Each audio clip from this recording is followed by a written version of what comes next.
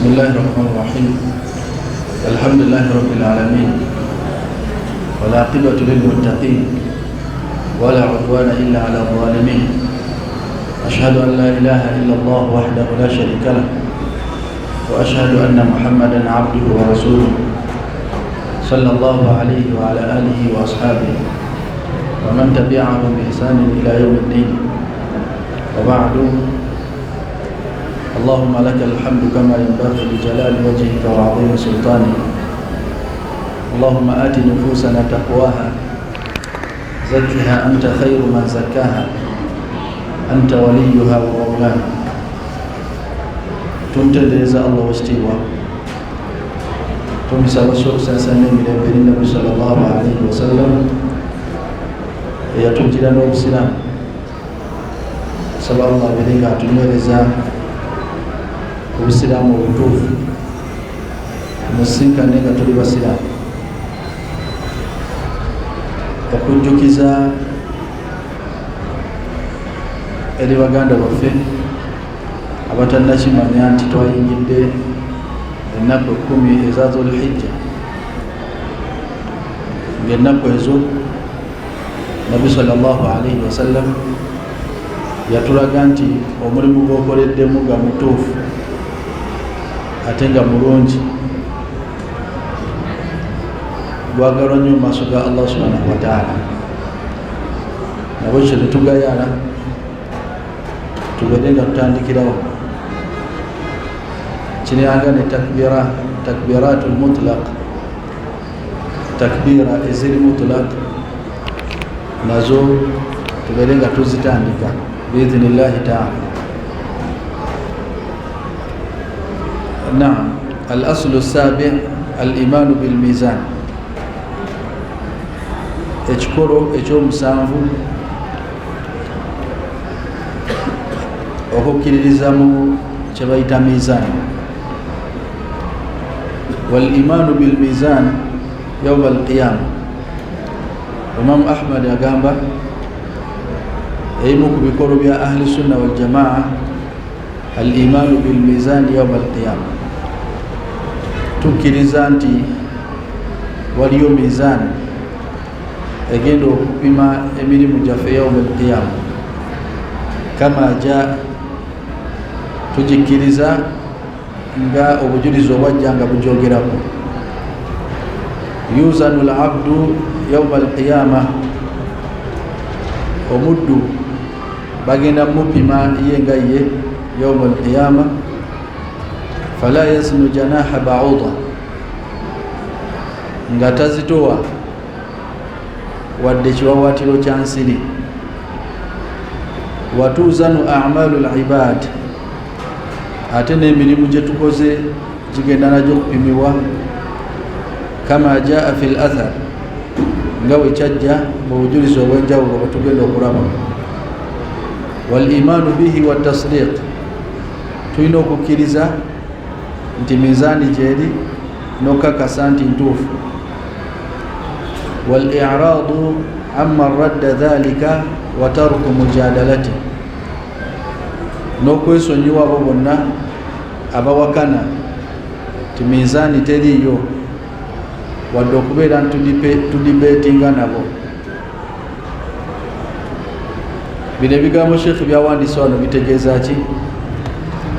Al-imanu bil mizan yawm al-qiyamah ay min usuli ahli sunna wal jamaa, egimu ku misingi egizimbiddwako enzikiriza ya ahli sunna wal jamaa, annahum yu'minuna bil mizan yawm al-qiyamah, bakkiriza nti mizani gyeri yawm al-qiyamah. Kama jaa yuzanu al-abdu yawm al-qiyamah fala yaznu janaha ba'uda, yushiru li hadithi nabii sallallahu alayhi wa sallam, waniyalaraga hadithi ya nabi jiyagamba innahu la ya'ti ar-rajulu al-'azimu as-saminu yawm al-qiyamah, omusajja bagenda muleta omunene omusava yawm al-qiyamah la yazinu 'inda Allahi janaha ba'uda, bamuteke ku mizani emupime naye nga talina kyazitowa mu maaso ga Allah nga teyenkana wadde ekiwawatiro ky'ensiri. watuzanu a'malu al-ibad kama jaa fi al-athar ay tuzanu a'malu al-ibad kama jaa fi al-ahadith as-sahiha. n'emirimu gyaffe gye tukola oba emirimu gy'abaddu gye bakola nakyo kigenda kupimibwa nga bwe kyajja mu hadithi entuufu. mithlu hadith nga olaba hadithi alladhi rawahu al-imam al-bukhari wa muslim, kalimatani khafifatani ala al-lisan, ebigambo bibiri byowuka nnyo ku lulimi lw'omuntu ng'abyogera. thaqilatani fil mizan, naye banabiteeka ku mizaani bipima bigenda kuba bizitowa nnyo. habibatani ila arrahman, byagalwa nnyo eri Allah omusaasizi. subhanallahi wa bihamdihi subhanallahi alazim, bye bigambo ebyo. kale no hadithi eraga nti tubyogeranga bigambo naye bigenda teekebwa ku mizaani ng'emirimu bibeere nga bipimibwa. والإيمان به والتصديق أي هذه الأصول مأخوذة من الكتاب والسنة فلا يجوز الجدال والمنازعة والمناظرة فيها. وهذه الأصول بنبيكولو شيخ بياتو منيرا مأخوذة من الكتاب والسنة بيجي ودرا مقرآن نحديث النبي صلى الله عليه وسلم. فلا يجوز الجدال والمنازعة تجكرزبwa kubeera nti tuteekawo empaka n'okuwakana, walmunadhara fiha oba okuwanyisa ebigambo mu kuba nti tuwakana n'abo abatakkiriza nti mizaani gyeri oba ebintu bino. samari ya bino byonna ekisookera ddala mizaani gyeri yaumul qiyama naye egenda pima ebintu bisatu. egenda pima al-a'mal, a'malu al-ibad, emirimu gy'okola oba bigambo oba bikolwa. bw'okyogeranga kigambo naye maaso ga Allah agenda kireetanga mugugu gwe basobola otuuza ku minzaani. oba musegedde oba ebikolwa ng'eswala. kati eswala tugisaala busaazi naye empeera yaayo tetumanyi ezitowa kyenkana ki. bajja kuleetera oguntu nga guli awo guli solid, bagambe ezo zeswalazo nagwo baguteeke ku minzaani. oba musegede kati emirimu gye tukola kyekisookera ddala bagenda giteeka ku ki, ku minzaani. ekyokubiri kye bagenda oteeka ku minzaani al-aamilu nafsahu, al-aamilu nafsuhu, al-aamilu nafsuhu, gw'omukozi waagyo. kati omusaaze bagenda pima eswala yonna we bakupime ozitowa ki. oba musegedde kati obukkiriza bw'olina ku mutima gwo bugenda okufuula omuzito, gyokoma okuba omukkiriza gyokoma okuzitowa ku ki, ku minzaani. omuntu gyakoma okuba nti talina bukkiriza mu mutima gwe gyakoma okuwewuka ku minzaani. oba musegedde na kati eno hadithi shekhe gyalaze nti innahu la yati arrajulu al-azimu as-samin, bagenda kuleeta omusajja omunene. bano abasajja basitulanga obuzito, abasajja abo abakola jimu naye nga si bakkiriza bagenda baleeta bamuteeke ku minzaani naye olw'okuba nti talina bukkiriza mu mutima gwe fala yazinu inda Allahi janaha ba'uda, nga talina kyazitowa ku minzaani wadde ekyenkana ekiwawatiro kyaki eky'ensiri. ate baleeta omusajja gwe tuyita musujja naye nga mukkiriza, bamuteeke ku minzaani agisutule mu bbanga agiteeke wano. oba musegede ekyokulabirako baswaba basekerera entumbwe za Ibn Mas'ud. Ibn Mas'ud yalina entumbwe nga ntono nnyo, empewo yazifuuwa engoye ne zidda waggulu ne baziraba ne bamusekerera. Nabbi sallallahu alayhi wa sallama n'agamba nti ataajabuna min saaqayhi, mwewunya entumbwe z'omusajja oyo. lahuma athqalu fil mizan min Uhudin, ezo entumbwe zemulaba singa baziteeka ku mizaani zizitowa okusinga olusozi Uhud. Asegede ntumbwe za Ibn Mas'ud ebazitunulya baseka. Nabbi n'ababuuza mimma tadhahakun, ya Rasulallah ta'ajjabna min diqqat saqayhi, ya Rasulallah twewuunya obutono bw'entumbwe ze. Nagamba nti walladhi nafsi biyadihi, ndayira Allah, lahuma athqalu fil mizani min Uhud.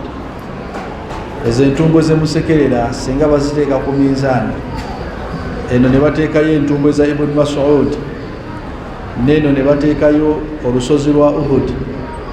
Basama olusozi lwa Uhud kyalo kiramba, tugambe ne bateekayo olusozi lwa Rwenzori. Entumbwe zino zisitula olusozi lwa Rwenzori. Aba musege kati omundu gyakoma okuba omukkiriza, gyakoma okuba nti agenda kuzitowa ku mizani, gyakoma okuba nti simukkiriza ne waliwanga azenga ggolola, tagenda kuzitowa ku mizani kwenkana kiwawaatiro kyaki, kiwawaatiro kya nsi.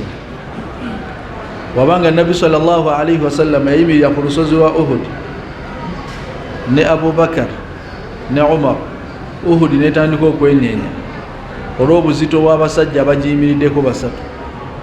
Kyekyali kinyeenya Uhud. Abo abasajja basatu obukkiriza bwabwe bwa umma namba, Nabbi sallallahu alaihi wasallam ne Abubakar ne Umar. Uhud newulira nga terina mirembe, netandika okwenyeenya. Nabbi n'agamba uthbut ya Uhud, terera mu kifo kimu wange go Uhud. Kati abo abasajja Sheikh kyekyabaleetera okuba nti bazitowa ne banyeenya ne Uhud, ma waqara fi qulubihim min al-iman, obukkiriza obwali butudde mu mitima gyabwe bwabafuula nti bazito maaso ga Allah subhanahu wa ta'ala. Kati so emirimu bagenda gipima, bapime naawe omukozi waagyo wa sahifatu al-a'mal, wa sahifatu oba suhufu al-a'mal, ebitabo bamalayika bye bawandiikamu emirimu gyaffe, nabyo bagenda bireeta, nabyo babiteeke ku mizani. Obujulizi tugenda bulaba hadithi ya bitaqa biidhnillahi ta'ala. Al-ma'na al-ijmali, amakuru agawamu min aqidati ahli sunna wal jamaa, munzikiriza ya ahli sunna wal jamaa, annahum yu'minuna bil mizan, bakkiriza nti waliyo mizan alladhi akhbara Allah ta'ala anhu fi kathirin min ayati al-Qur'an al-Karim, eyo Allah yatubulirako mu aya nyingi eza Qur'an zetugenda okulaba wano wammanga. Wa akhbara anhu Rasulullah sallallahu alayhi wa sallam fil ahadith ash-sharifa, ninabbi naina ajogerako mizani mu ahadith ezekitiibwa. Wa min aqidati ahli sunna wal jamaa, nera mu nzikiriza yaabwe ya ahli sunna wal jamaa, annahu mizanun haqiqi, eno mizani epimira ddala. Kubanga bamu ba awala ne bagamba yali ategeeza bwenkanya, Katonda agenda kukozesa bwenkanya. Naye aba ahli sunna bagamba nedda, mizani yennyini nga omanyi mizani tugenda kulaba engeri gyefaananamu. Bagenda gisimba awantu baleete emirimu bagiteekeko, teriyo kyetagenda kupima. Nabbi yagamba naye bateekako eggulu n'ensi egenda bipima, goloza y'inkaneti, naye bateekako eggulu n'ensi lijja sobola okutuulako balipime. Kati so mizanun haqiqi, mizani yennyini nga mizani ze mumanyi.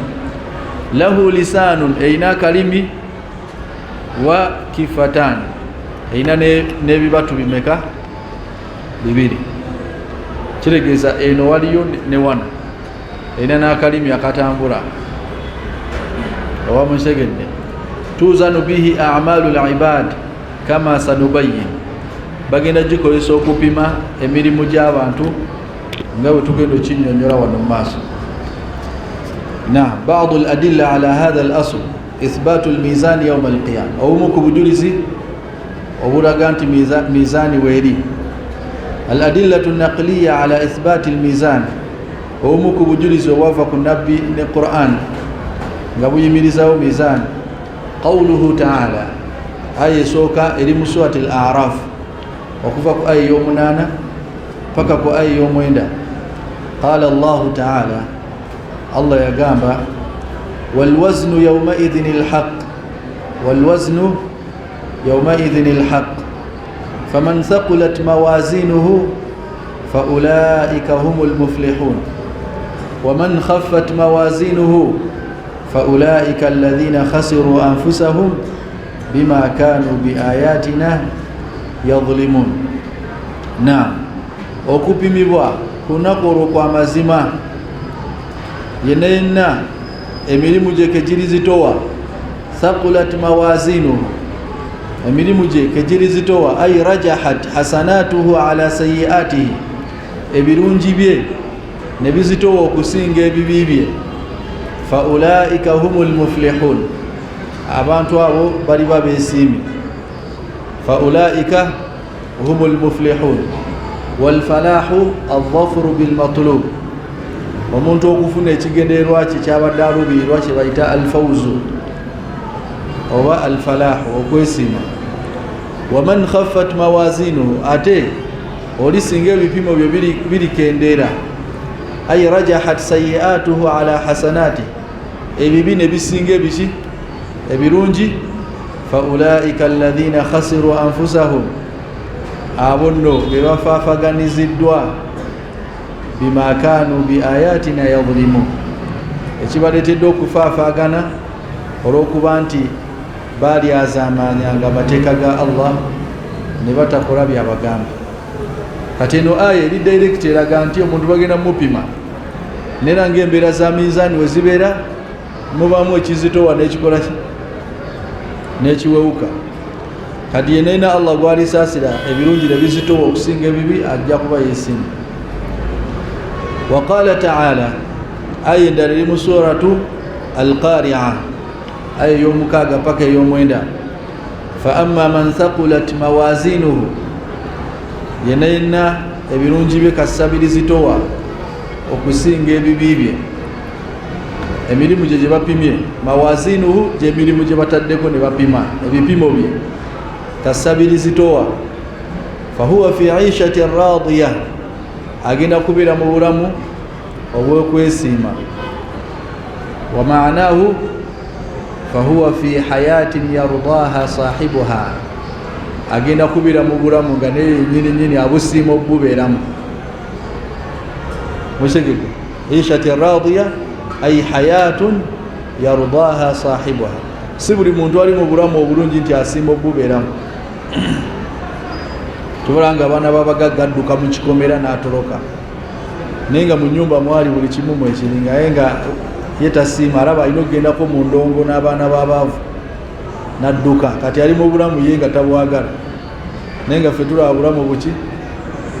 Naye omuntu w'omujjana bulamu bulungi ate naye yennyini la yabghuna anha hiwala, la yabghuna anha, teri muntu agenda beera mujjana nga ayagala bamukyusizeemu waali. Ne walibeera mujjana esembayo okuba eya wansi, ajja kulaba nga amala kimala ekyo. Akyeede aishati radiya, hayatin yardaha sahibuha, bulamu bulungi nga noyo abulimu yeesiima nabwo, asiima okuba nti abubeeramu. Wa amma man khaffat mawazinuhu ay rajahat sayiatuhu ala hasanatihi, ate oyo ebipimo bye singa birikendera, tegeza emirimu gye emibi ne gisinga emirungi. Fa ummuhu hawiya, fa ummuhu hawiya ay fa ma'wahu hawiya yahwi fiha, obuddiro bwe kugenda kubeera muliro hawiya. Lwaki baguyita hawiya? Olw'okuba nti omuntu bagenda mukasukamu bukasuka olaba ejjinja ebakasuka okuva ku lusozi nerijja bubu ne ligwa. Yahwi fiha, balina kasukamu bukasusi agende n'atalantuke agwe. Oba mwisegedde? Naam, kati eno aya naye eraga nti omuntu bagenda mupima emirimu gye. Aya yokusatu qawluhu ta'ala eri mu suratul Kahf aya 15. Allah agamba أولئك الذين كفروا بآيات ربهم ولقائه فحبطت أعمالهم فلا نقيم لهم يوم القيامة وزنا. الله يليه قابو أبافا نغتبين بكريزا قل هل أنبئكم بالأخسرين أعمالا. babuli leyo abantu abakola ebirimu naye nga bakolera muloosi bali mu negative alladhina dhalla sa'yuhum fil hayati dunya, abo kaweefube waabwe abamenyekera obwerere kaweefube waabwe mu bulamu bw'ensi. Kitegeeza nti batakabana naye ng'okutakabana batakabanira buki bwerere. Obalaba nga basitudde omusalaba bagende na mugongo, bo balowooza yahsabuna annahum ala shay, balowooza nti bali mu kufuna mpeera naye nga bamenyekera bwerere. Kadi dhalla sa'yuhum, obasanga nga bakedde mu kyaki bafune sakaramento ne beewombeka bonna maaso g'ekibumbe, balowooza nti balongoosa. Dhalla sa'yuhum fil hayati dunya, kuno kunsi kasabagana okukiriza Allah n'okukiriza Nabbi sallallahu alaihi wasallam ne babanga babula nga ne bebakola byonna tebabifunamu. Wahum yahsabuna annahum yuhsinuna sun'a, balowooza nti bo obasanga nga bakola, osanga kakadde akavudde eggulu nga katambuza ebigere paka namugongo, yahsabuna annahum yuhsinuna sun'a, kalowooza nti akazi katukalongoosa nera kasembedde maaso ga Katonda. Naye ulaika alladhina kafaru bi ayati rabbihim, abantu abafaanana bwe batyo bebawakanya amateeka ga Allah. Fahabitat a'maluhum, nasazaamu emirimu gyabwe, tebalina mulimu gwe bakola n'agukkiriza. Ekyokubiri, fala nuqimu lahum yawma alqiyamati wazna, Allah tagenda nabateerawo mizaani egenda pima mirimu gyabwe, oba tebalina kye bagenda kuzitowa ku mizaani nga babapimye. Emirimu gyabwe tegirina value, tegirina qiima, ebagiteeka kuki? Ku mizaani. Naam, ezo zi ayati shekhe zaleese fi ithbati almizan, eziraga nti mizaani ekola ki? Mizaani weeri egenda otupima yawma alqiyama. Saba Allah subhanahu wa ta'ala yuhasibna hisaban yasira, Allah tubaro rubaro ki? Rubaro rwamu. Hadi hadithi shekhe jalese حديث أبي هريرة اللي مساوي إمام البخاري ومسلم من حديث أبي هريرة عن النبي صلى الله عليه وسلم أنه قال، النبي صلى الله عليه وسلم يا جامبا كلمتان خفيفتان على اللسان، أبي جامبا بيبيدي بيو كاكولولي بيوجرا شيء زمونتو أبا بيوجرا تزيتو ويلوا بيانغونيو ثقيلتان في الميزان، نياتي بيزيتو وانيو كوتي kumizani. Habibatani ila arrahman, byagarwanye eri Allah. Bigambo kyebyo subhanallahi alazim, subhanallahi bihamdihi, wa subhanallahi wa bihamdihi subhanallahi alazim. Ma maana subhanallah? Ay tanziha lillah an kulli naqsin, atukuzibwe Allah ku buli kyonna kyonna ekitende ekyobukendeevu. Abamutegedde wa bihamdihi ithbatu lillahi alkamal, obirojjuza ku Allah obujjuvu, buli kitendo kyonna ekyobujjuvu omuggyeko ekitendo ky'obukendeevu n'omuyimirizaako ekitendo ky'obujjuvu. Kale no hadithi eraga nti ogamba subhanallah kigambo, naye kigambo ekigenda oteekebwa ku minzaani ng'omulimu. nga olaba hadithi ya Abi Malik al-Ash'ari radiyallahu anhu, nabbi yagamba sallallahu alayhi wasallam at-tuhuru shatrul iman walhamdulillahi tamla'u al-mizan wa subhanallahi walhamdulillah tamla'ani aw qala tamla'u ma bayna as-sama'i wal ard. At-tuhuru shatrul iman, okwetukuza kitundutundu kya bukkiriza. Walhamdulillah, singa omuntu agamba alhamdulillah tamla'ul mizan, ekigambo ekyo ebakiteeka ku mizaani kijijjuza yonna. Akyayide Sheikh, wa subhanallah walhamdulillah tamla'ani aw qala tamla'u ma bayna as-samai wal ard. Ate singa omuntu agamba subhanallah alhamdulillah, ebyo ebigambo singa bakuleetera obuzito bwabyo nga babitadde mu foomu ey'ekintu ekiri tangible, bijjuza wakati w'eggulu n'ensi. Neera ezo ze zimu ku hadithi eziraga obukulu bwa adhkar, gy'emirimu gy'okola nga tomenyese naye n'ogisanga mu maaso ga Allah nga minene. Kali gwe singa ogamba subhanallah emirundi 100 olunaku, olina kyenkana ki? Ebibanga ebyo ebigambo bijjuza ensi neggulu. Sayyid Sheikh, hadiso emirimu gyaffe gye tukola sawaa, emirimu egyo mirimu oba bigambo bigenda leetebwa mu maaso ga Allah nga biri ebintu ebiteekebwa ku minzaani ne bikola ki? Ne bipimibwa. Hadithi endala Sheikh gyaleese, hadithi ya Abi Huraira naye eri mu kitabu kya Imaamu al-Bukhari ne Muslim, innahu la ya'ti ar-rajul al-'azimu as-samin, bagenda kuleeta omusajja omunene, omusajja omusava biigi masavu, yawma al-qiyama, agenda leetebwa yawma al-qiyama, la yazinu 'inda Allahi janaha ba'ud, nga tazitowa maaso ga Allah kwenkana kiwawaatiro kyaki kyansiri. Iqra'u, mba mwagala okukakasa ekigambo ekyo musome aya fala nuqimu lahum yawma al-qiyamati wazna, tebalina buzito bwe bagenda kubeera nabo yawma al-qiyama. Mukyete basiramu nakibagambako ko wano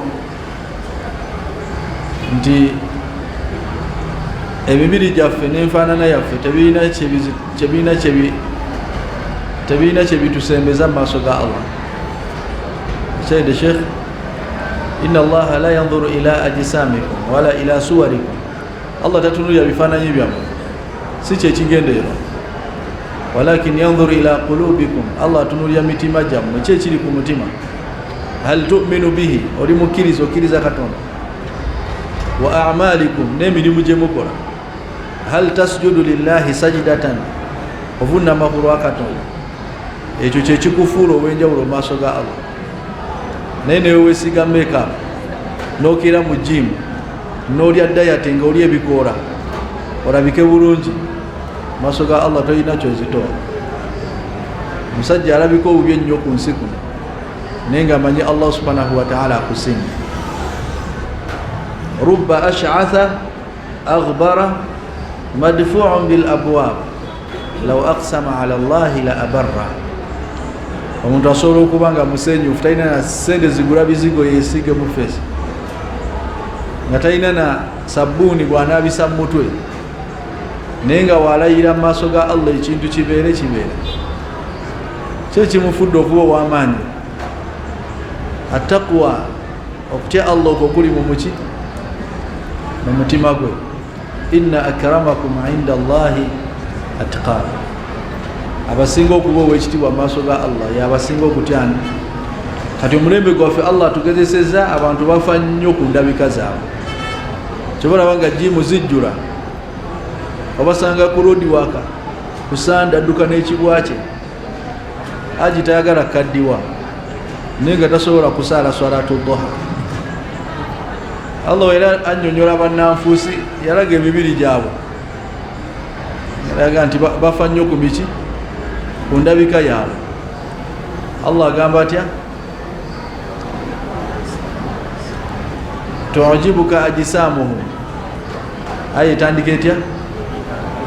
idha ra'aytahu tu'jibuka ajsamuhum wa in yaqulu tasma' liqawlihim ka'annahum khushubun musannada yahsabuna kulla sayhatin 'alayhim humul aduwwu fahdharuhum qatalahumullahu anna yufakun. Wobo batunulidde bannanfusi, yahtamuna bi ajsabihim, yahtamuna bi bimadhahirihim, bafayo nnyo okulabika bulungi, abeere smart, abeere n'akasusu akalungi. Omusanga mu sawuna ng'atudde alinga ali mu jahannam. Abalala batula ne mu ayisi ayokya, anoonya kukola mubiri. Temubala mu bibaafu bya ayisi, bali mu bibaafu bya ayisi, bali mu sawuna, badduka olodi waka, ayagala alabike buki, naye nga wallahi omutima gwe mubi, gonna gonna muddugavu singa baguleeta kongo. Tamanyi Allah yamutonda, tavunnamangako ku lwa Allah. Sayyid Sheikh kati so fe abakkiriza ekigendererwa kyaffe si mibiri, ekigendererwa kyaffe kutukuza muki, illa man ata Allaha biqalbin salim, illa man ata Allaha biqalbin salim. Ekagenda okuwona mu maaso ga Allah yagenda okujja n'omutima omuki omulamu. Kubanga gino emibiri givunda kasaba kuteeka mu ntaana khalas. Inna awwala ma yuntanu min al-insani batnu, abyagana kyosooka okuvunda nga bakutadde mu ntaana lubuto. Kibuto kyonna kisooka ne kiyiika, envunyu ne ziyingiramu. Sayyid Sheikh ekyo kisooka. Kati so ebitufuula okuba ab'amaanyi mu maaso ga Allah kuba ntitulongoosa emirimu gyaffe n'emitima gyaffe. Qala Ibnu Zamnin rahimahullah, wa ahlu sunna yu'minuna bil mizani yawm al qiyam. Wa ahlu sunna bakkiriza ti mizani jeri yawm al qiyam. Wa qala Ibn Battah, atomanyi gwe bagamba gwe bayita Ibn Battah yagamba, waqad ajma ahlu al ilm bil akhbar wal ulama waz zuhad wal ubbad fi jami' al amsar anna al iman bidhalika yani bil mizan wajibun lazim. Abamanyi bonna begatta ne bazuhad ne baubbad abasinze nnyo Allah abava ku nsi eno, bonna bonna mu nsi yonna begatta nti kyatteeka okukkiriza nti mizaani ntuufu gyeri yawma alqiyama. Allah agenda kupima emirimu gy'abaki gy'abantu.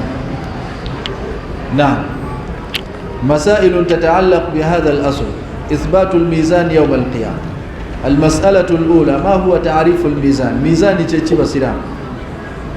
الميزان في اللغة تبيت ميزان مليم الورب اسم للآلة دين يريكو دسوا كوشي كو instrument ebera instrument الآلة instrument التي توزن بها الأشياء eyo gye bakozesa okupima ebintu. Walwaznu huwa maarifatu qadri shay, ate kye bayita waznu kwe kumanya maarifatu qadri shay, obuzito bwa buli kintu. Ne baleeta sukali ne bateekaga nti ezo kilo 5, ezo kilo 2 hakaza. Walmizanu shar'an, ate kye bayita mizani mu sharia. قال ابن تيمية رحمه الله، إمام ابن تيمية يقابه الميزان هو ما يوزن به الأعمال وهو غير العدل. ميزاني كيشو الله شاغل بمسا ميري مجابا سينغا باريا bagamba nti obwenkanya bwani bwa Allah. Bo bagamba nti mizani teri ojasika tunagenda kwolesa bwenkanya. Kati katunagenda kwolesa ati obwenkanya agenda kwolesa nga amaze kupima, atekeko buli omu amanye nti kindidde oba kikoze ki oba nkiwonye. Hadha huwa. وقال شيخ المرعي الحنبلي رحمه الله المراد بالميزان الميزان الحقيقي. ميزان جبوغرا كو جوليده ye mizani yennyini, la mujarrad al-adli khilafan li ba'dihi. Sinti katonda agenda kolisa agenda kozesa bwenkanya bwe okwawukanako n'abakyogera abo.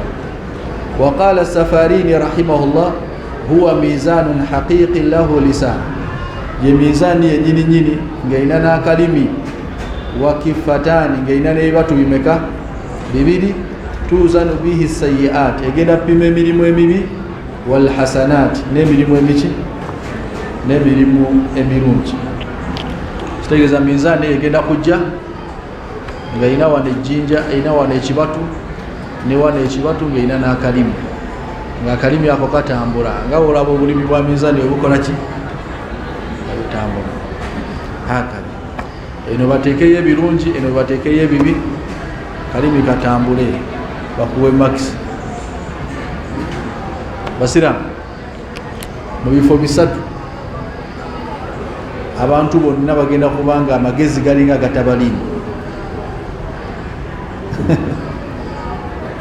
muhimu ku bifo ebyo kekaseera nga bapima emirimu gye oli ne wali kuyita ojja kuba tomuwulira amagezi go gonna gagenda kuba gatunulidde ebipimo kyewunzikirawa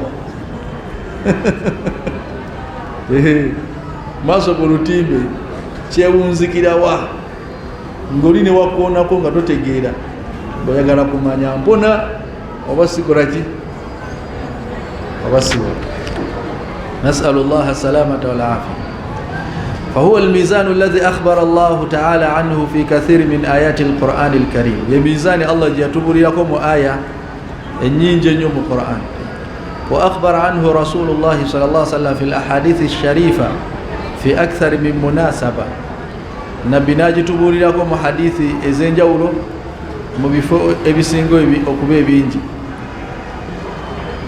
تنويها بعظم شأنه تنويها بعظم شأنه nga atuzukusa okutulaga obunene bw'ensonga ya mizan wa khuturati amri ate eri very dangerous kubanga singa egezaako netakusitula mu bbanga ng'omanye eyo bawunzike wa huwa mizanun haqiqi egenda kuba mizani yennyini lahu lisan ngaina akalimi wa kifatani ngaina nebibatu bimeka tuzanu bihi a'malul ibad bagenda jipimisa emirimu gy'abaddu khayraha wa sharraha khayruha wa sharruha oba khayriha wa sharriha emirungi n'emizi n'emibi وقد أخبر الله تعالى عنه في القرآن إخبارا مجملا من غير تفصيل حقيقته Allah subhanahu wa ta'ala yali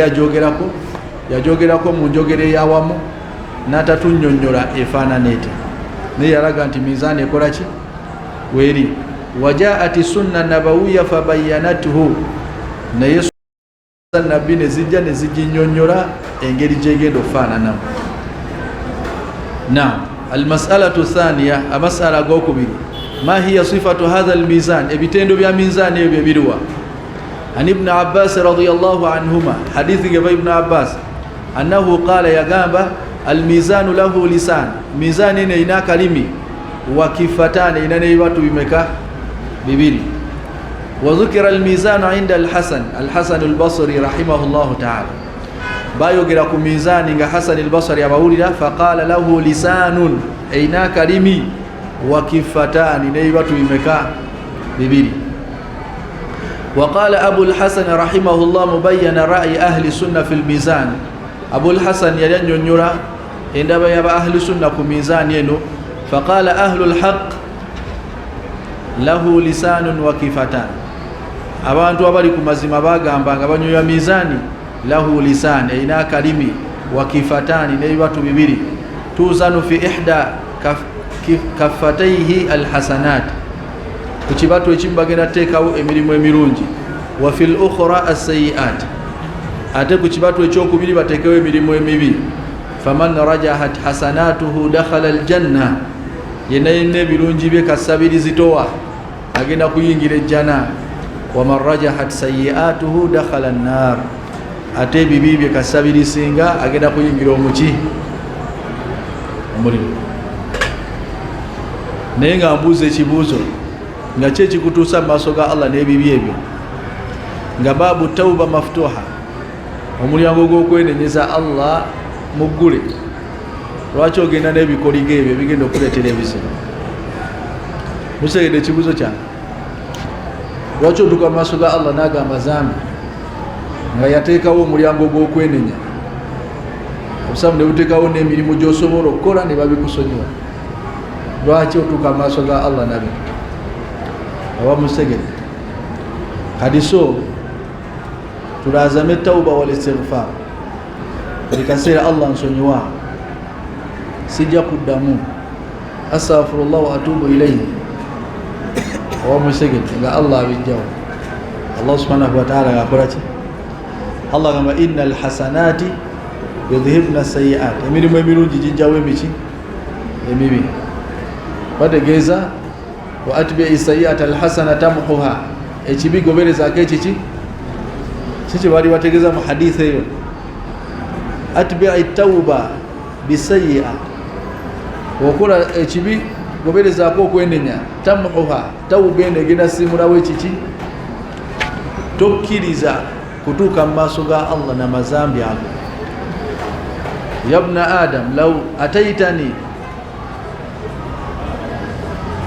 law balaghat dhunubuka anana sama, singa mazambi go gakola ne gatuuka ne ku ggulu, thumma astaghfartani, nonsaba nkusonyiwa amazambi ago, ghafartu laka wala ubali, nga kusonyiwa nga sifudde. Ezo ze zimu ku hadithi gye bakusomera n'owulya ng'owulya n'essanyu, kujja ng'omutima gwo mubi naye tebayinza kuwa ssuubi eryo n'otasanyuka. Sheikh qurabul ardi khataaya, okuva ku nsi paka ku ggulu nga gonna mazambi, wafuuka sheikhe mazambi.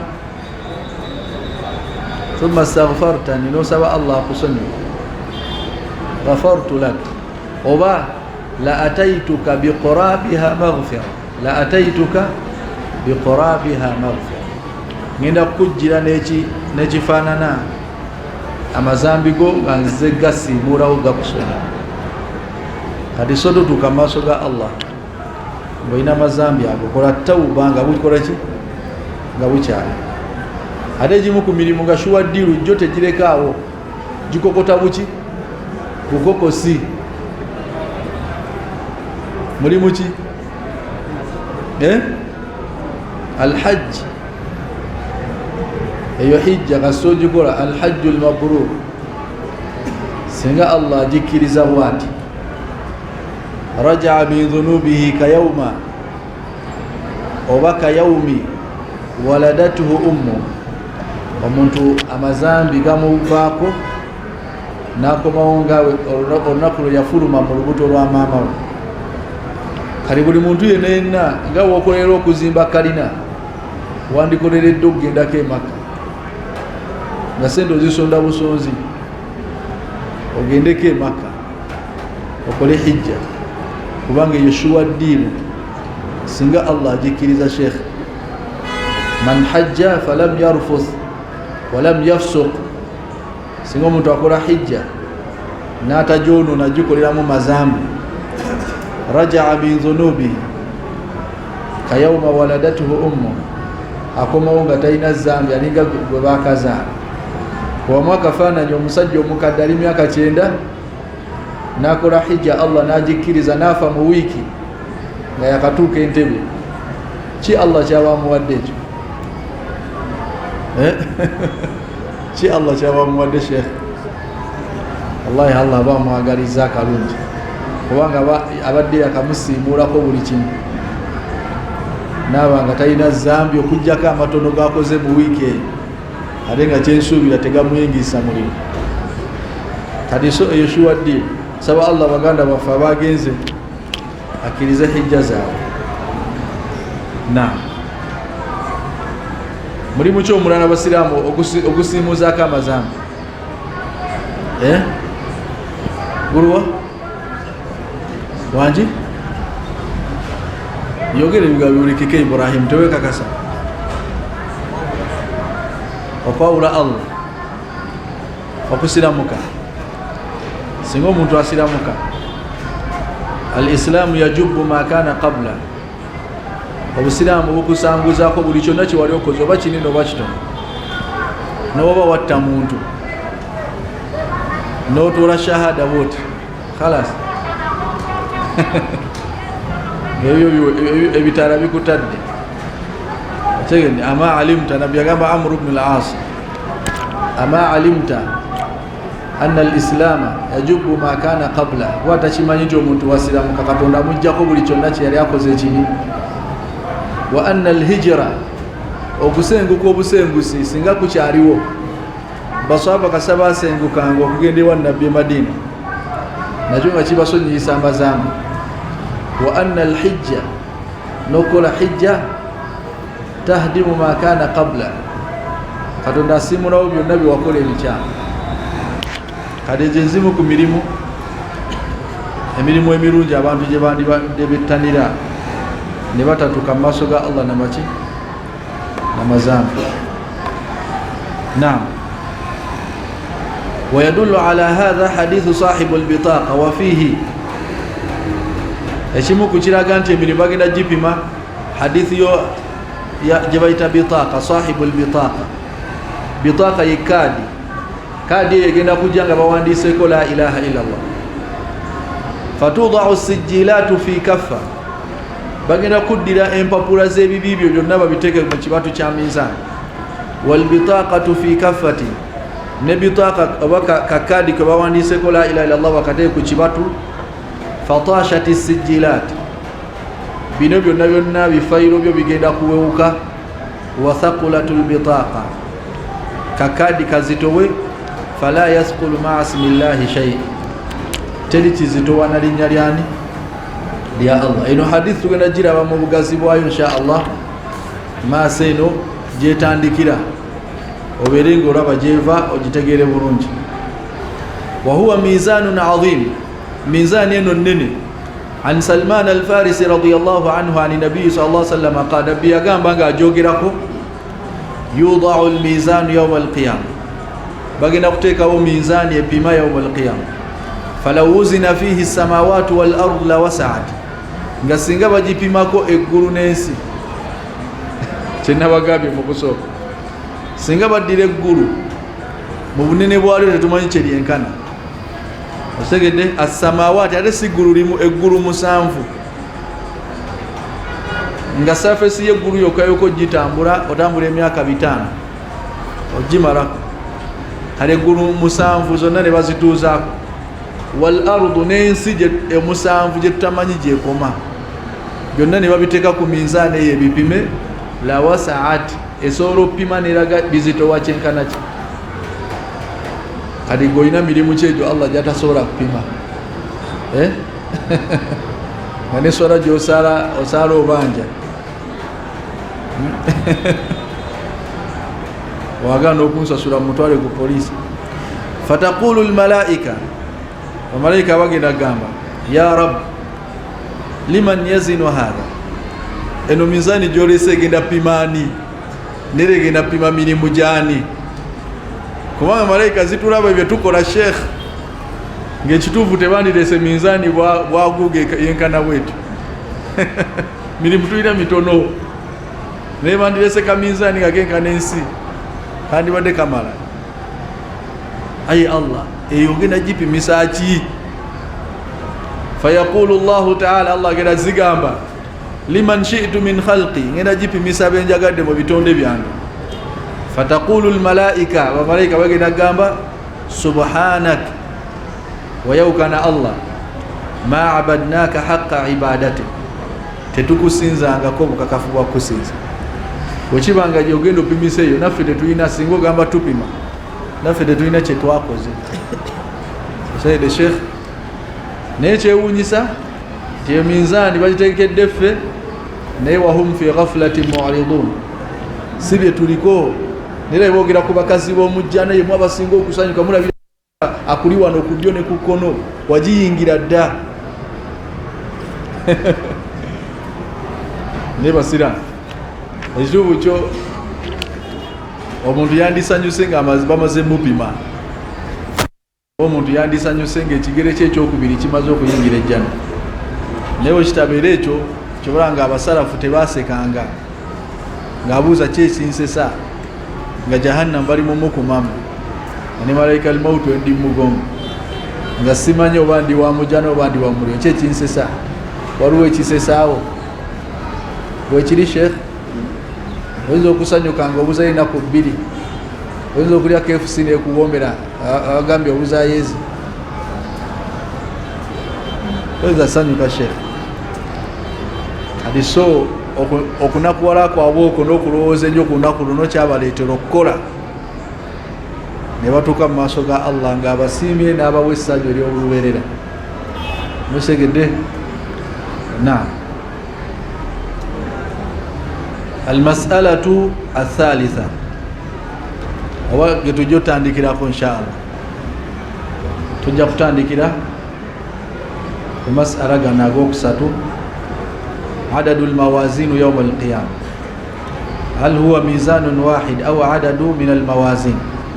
Mizani zigenda kuba mmeka? Zigenda kuba nyingi oba egenda kuba emu?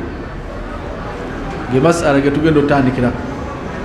Kuba oli ayinza okwebuuza kati abantu bonna alibamalawo ddi? Si bwe kiri? Yandibadde ateeka ennansa na mizani, n'ateeka n'ekyebando, n'ateekako n'ekampala, n'ateekako ekatwe. Si kye kize mu mutwe gwo. Naye Allah alina aya gyayogera mu Qur'an yagamba sari'ul hisab.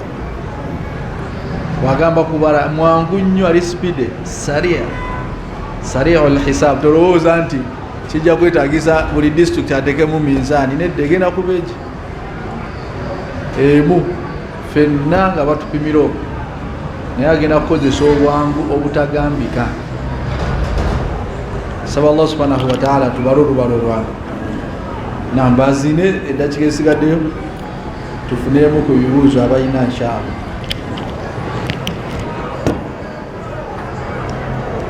Ina kyabuuza bamuwa omuzindaalo inshaallah.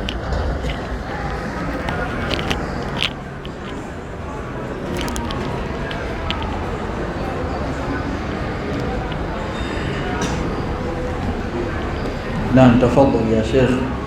Assalamualaikum warahmatullahi wabarakatuh. Waalaikumsalam warahmatullah. Amanya n'eddoboozi. Siraji Mtunga. Naam. Kyetegedde nti abakaafu tebajja kuyita ku minzaani. Ekibuuzo kyange, ebibinja bino 72 eby'abasiraamu byonna bigenda kuyita ku minzaani oba kuliko ekitajja kuyitako?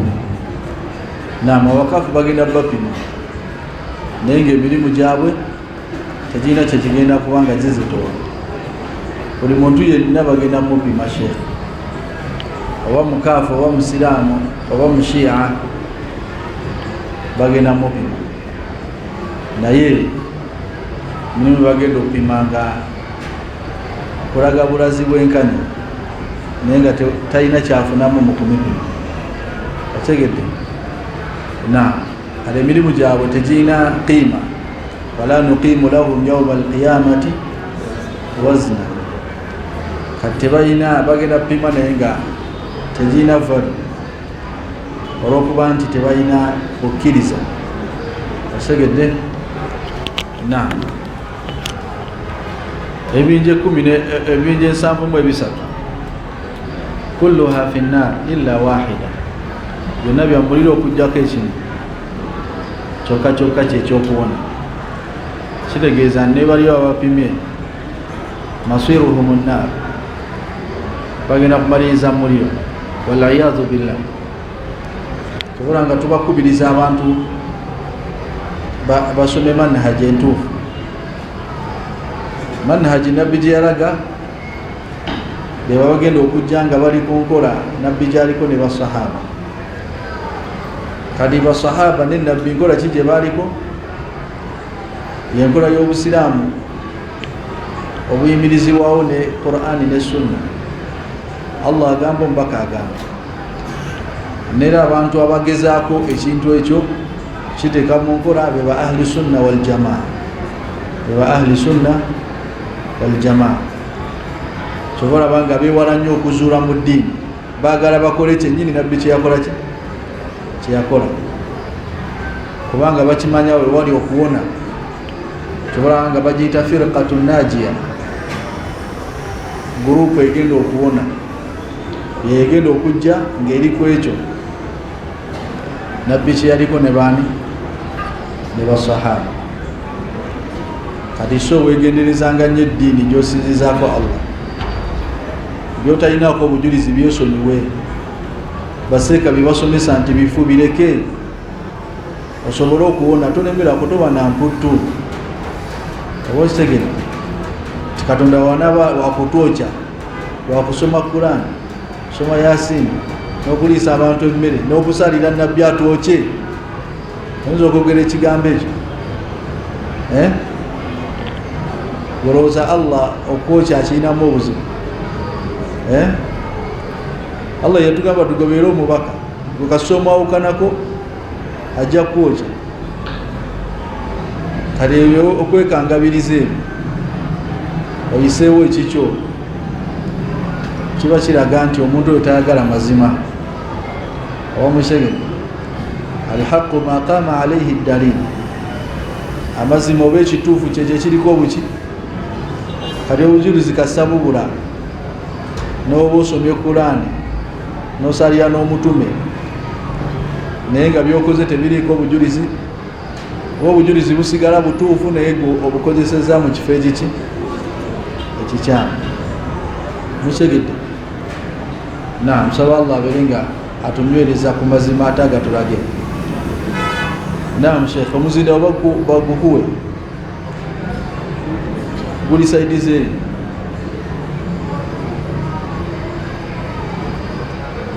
Assalamu alaikum warahmatullahi wabarakatuh. Alaikum saani akuwadde nzira ogwe Sheikh oli ki? Assalamu alaikum warahmatullahi wabarakatuh. Wa alaikum assalam warahmatullahi wabarakatuh. Siseka ninaje mbuza kigamba nakusine kumbi na sirimu hiki singa ngendeza kungiriza nkishamuwa kijja buze ekyokubi nakusine zasune ezokusiiba zikirizibwa singa mbadde sisobola kusiiba nazo obeera nti biyisaana entunulamu embeera tawa. Alaikum assalam warahmatullah. Ekisookera ddala idha dakhalat al-ashr, hadithi ya Salama, wa fi riwaya idha ra'aytum hilala dhil hijja, singa ennaku 10 ziyingira oba singa omwezi gwa dhul hijja guboneka, wa arada ahadukum an yudahi, omukum mwe nayagala okusala ekiki ekisolo, fala ya'khudhanna min sha'rihi wala adfarihi, takwata ku nviiri ze wadde ki enjala ze. Abaffe okugaana okwo nabbi kwe yagaana obutakwata ku nviiri n'enjala, hal huwa litahrim am lilkaraha, kiri haramu nga wozikwatako ofuna omusango oba kitamwa butamu? Abamanyi baffe nga Sheikh Ibn Baz ne Ibn Uthaymin bo bagamba nti annahyu litahrim, okugaana kuno kwakubeera nti kiri haramu. Kubanga lwaki? Ne bagamba al aslu fi nnahyi at-tahrim illa idha dallat dalilan tusrifuhu ila al-karaha. Okugaana kwonna mu bujulizi obwa Qur'ani ne Sunna kuba kulaga nti kyebakuganye kiri haramu, okujjako singa wajjayo obujulizi obulala obulaga nti tekiri haramu, just kitamwa buki kitamwa butamu. Kati ne bagamba nti teriyo obujulizi bwonna bulala bulaga nti okugaana kuno nabbi kwe yali agaana tikwali kwa karaha, kwali kwa kutamwa, nti newoba osazeko enviiri oba nosalako enjala tekirina buki tekirina buzibu. Oba musegedde? Abantu ne bagamba nti okugaana okwo nahi erimu yali ya karaha, yali yakola ki? Yali yakutamwa, nti omuntu ekiraga nti yali yakutamwa nti asobola okusala ekisolo wadde asazeko enviiri n'asalako n'enjala, ekisolo kye ne kiba nga kituufu, okusalako ne kuba nga kuki nga kutuufu. Ekyokubiri, abamanyi ne baleeta hikam, ebigendererwa lwaki nabbi yagamba omuntu ono aleme kusala nviiri ze wadde enjala ze. Ne baleeta ebigambo bisatu. Ekigambo ekisooka ne bagamba nti omuntu ono nabbi yayagala asigale mu bujjuvu bwe nga ye waali, n'enjala ze n'enviiri ze na buli kimu. kubanga ekisolo kyasala Katonda amujja mu muliro na buli kitundu ekiri ku nsolo eyo. Osegedde nti wekibanga osaze ekisolo n'okijjako omutwe, Katonda anunula omutwe ogwo n'agujja mu muliro, ebigere byo, enviiri zaakyo, enjala zaakyo, hakala. Wastadallu bihadithin ضعفه المحدثين, nebesembesa hadithi naye banna hadithi bagamba eri dhaif, hadithi nafu.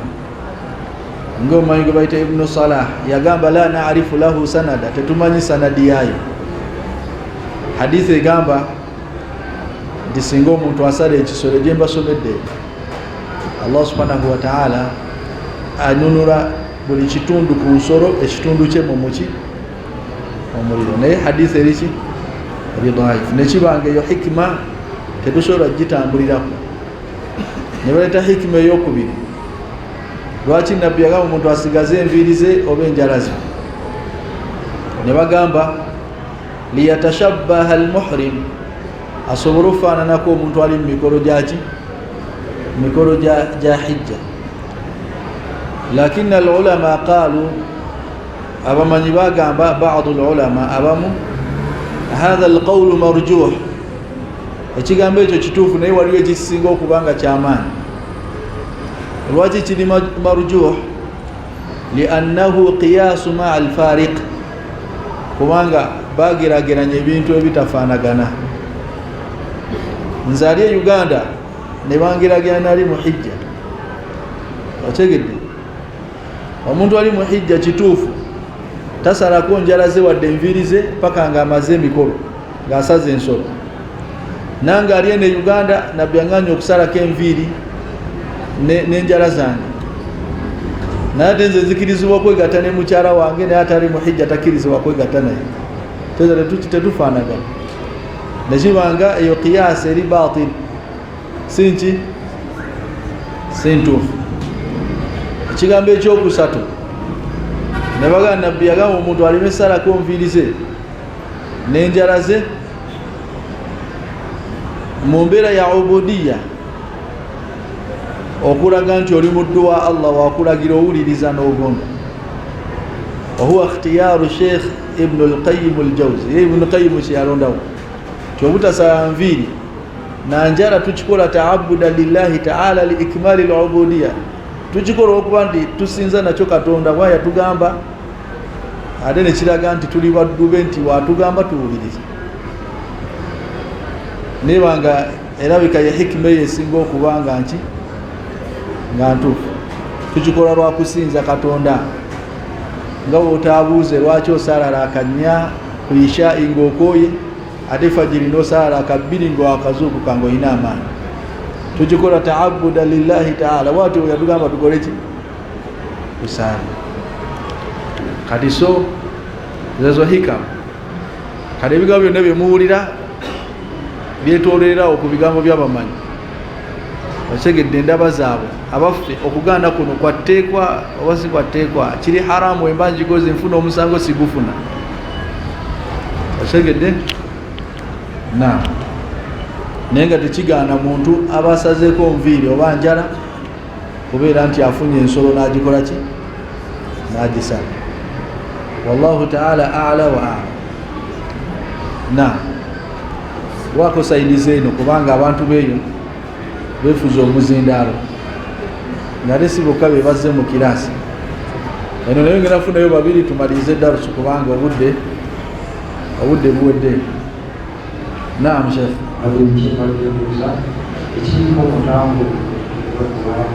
Kiriwa tekiriko mutango okujjako omuntu ali mu hijja yawa omutango. Ekyokubiri ekibuzo kya haji kyembadde mbuuse nti zino ennaku okuzisiiba singa zisobodde kusiiba n'endiisa, ekisookera ddala sooka obuuze okuzisiiba kiramulwa kitya, kyatteeka oba sunna? Kati eriyo olunaku lwa sunna oba tosiibye n'oliisa teruliiyo. Okyedde Sheikh, kati oba tosobodde kusiiba kola ibaada endala, kuba nabbi agamba al-amalu salihu fiha, omulimu omulungi gwokoze ki? Walam yubayyin nawu al-amal, n'atalaga kika kya mulimu. gusobola okubeera okusoma Qur'ani, okuyisa obulungi abakadde, okulagira empisa ennungi, okusaddaaka, okusiiba. Kasa gubanga muki kali oba nga tosobodde kusiiba, ijtahid fi amali albir, funayo emirimu emirala gy'osobola okukola osobole nawe ofuna obulungi bw'ennaku zo. Naam Sheikh, kale ekyono nakyo nkizeemu, kitegeeza nga tusigazaayo omu yekka. Naam.